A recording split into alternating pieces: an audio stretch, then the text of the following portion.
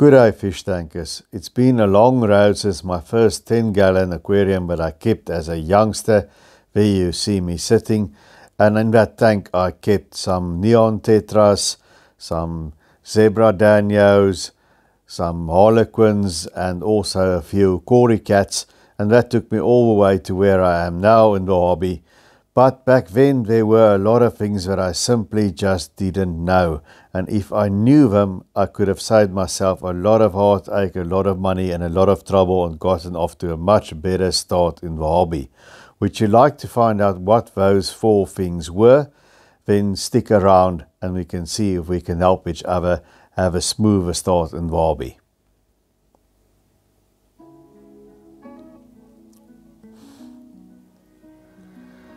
Now the very first thing is research before buying. We use the term research too much these days. I think I would rather want to say read before buying. Now I can't be too hard on myself. I did read a lot of books back in the day, went to the library, checked out everything I could and absorbed all the information, but there simply wasn't enough information in those days. And as far as the pet shops were concerned, if you could go in the tank and if it swam, you were A for away. So a lot of things I didn't know, and a lot of information on a lot of fish were simply missing. Nowadays people don't read books anymore, hardly do. I still do. So the easiest is just to take out your smartphone and Google. You can do it standing in the shop. Just type into Google diamond tetra, and there you can see all the requirements of a fish. Just cross-check a couple of sources and go with a consensus. You can also use various social media, Facebook groups, they are popular. Proceed with a bit of caution. There's a lot of people giving advice there, and sometimes well-meaning people give the wrong advice.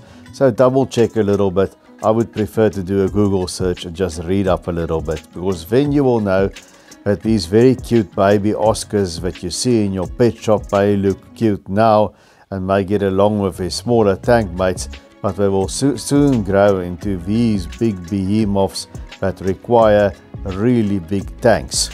And if you don't know that, you're going to be in a world of trouble.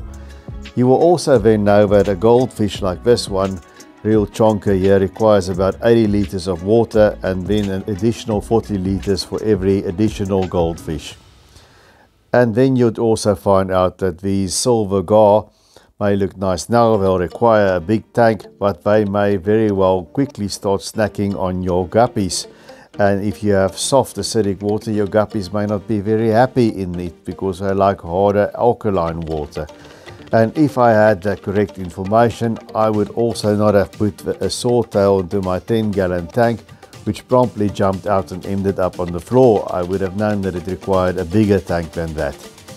The second thing is take care of your bugs, and by that I mean the beneficial bacteria, the aerobic bacteria, and sometimes anaerobic bacteria too that you do not see, because fish keeping is about water keeping, and keeping water quality is about taking care of your nitrifying bacteria that's on your plants, on your substrate, but mostly in your filters. Like these filters that you see working here, various type of filters where you see a hang-on back, but it passes the water through media which is colonized by beneficial bacteria. So never, never, never, ever replace all your filter media at once. You will cause a disaster. Take your filter media, sponges or biomedia, and wash them out in the old tank water and simply put them back in the filter. Don't wash them under the hot tap. You will destroy your beneficial bacteria. That's what I did. Everything was chugging along nicely. I washed it out under the hot tap, and boom, I destroyed my nitrifying bacteria. Treat your filter as a living thing. You need to take care of that nitrifying bacteria. Whatever filter you have, canister, under gravel, sponge filter, internal power filter, hang on back, wash the media in the dirty tank water. Don't do it too often. Once every 4 weeks, no more than that. Or in the power filters, you can easily see when the flow starts to decrease, it means it's getting clogged, and then you can wash your filter media. Don't fiddle with it too much, because that forms the heart of your aquarium. It's absolutely essential. Guys, if you find it useful, please hit that like button. And there you could see I wasn't much into plants. I found plants very difficult to keep, but nowadays in a low-tech way I keep a lot of plants, and I'm really enjoying that aspect of the hobby now. As you can see there, the plants really took off. So the other thing that you got to learn is plants are your friends. Plants are friends. It's not that difficult if you stick to easier plants. You just have to know the two basic requirements. Now, they don't need carbon dioxide injection, CO2. It's great if you have it. It will allow you to keep a lot more plants and they'll grow much faster, but you don't need it. But plants do need light. You don't need the most expensive high-tech lights. You can use these cheaper LED lights that I have in my aquarium.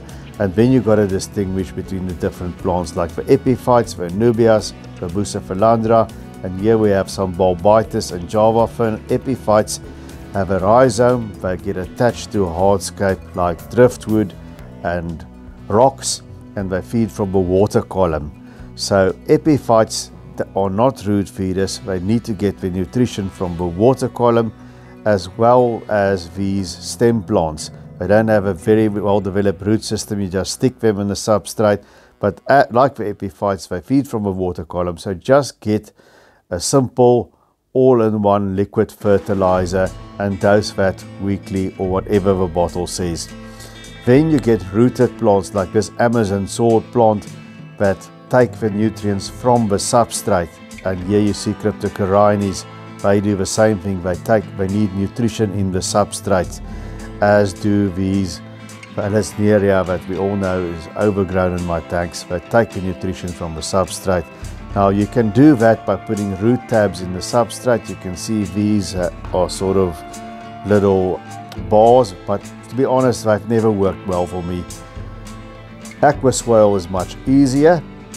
You can stick your rooted plants in there, they'll grow out of an aqua swale, but a cheap way that I really like is a dirted substrate. It's an inch of a soil layer that you mix by 2 parts peat, 1 part organic potting soil, 1 part organic compost, and then you cap it with 2 inches of sand. Now the fourth one is patience is a virtue. It takes a long while for that fish in the shop, or that tiny little baby diamond tetra that you see swimming around there, or these 2 babies in my tank. There you see the diamond tetra as well as a baby cherry barb. You need to give them time to turn into these adult specimens that you see swimming here, and then they really look spectacular. Look how nice the color looks on those cherry barbs. You need to give it a bit of time. Don't rush things. When you rush things, that's when you get into trouble. Give a tank time to establish itself. Let the plants all grow out. Stock the aquarium slowly. Start with only a few fish and build up your stocking levels as your bugs, of course. Your nitrifying bacteria builds up in the substrate, on the hardscape surfaces, on the plant surfaces, and especially in your filter. And it takes a while for a plant to develop. That's my 29 gallon. That's how it started out. That's how it came along. And that is the 29 gallon now. It's almost unrecognizable, and that's 2 years later. Look at all the plants growing. The fish are doing well. They're breeding in the aquarium. Some of the egg layers are even surviving. Some of those surviving guppies are very old now already. And it is about establishing an ecosystem, and for that you need the patience. Stock slowly, let the ecosystem develop. If you watch this far, guys, please hit the subscribe button. I'll greatly appreciate it. And as the fish get ready for night, please keep on taking good care of those domestic denizens of the deep.